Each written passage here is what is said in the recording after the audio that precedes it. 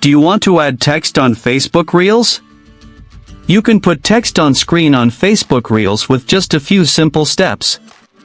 Before we begin, please like this video and subscribe to our channel. I've also included some helpful tools and apps in the description, so be sure to check them out. To add text on Facebook Reels. First, open the Facebook app on your mobile device. Once you're on Facebook, tap on the Reels option from the menu. At the top right of the Reels screen, tap on the camera icon.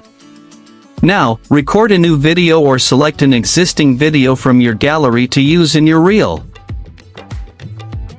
Once the video is added, tap on the text icon on the right of the editing screen.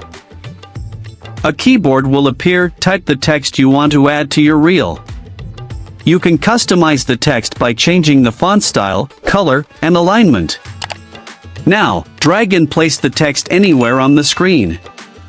If you want the text to appear or disappear at a certain time, tap on the Edit Reel button and select Edit Duration.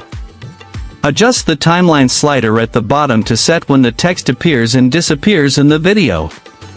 Tap on Done once you're finished.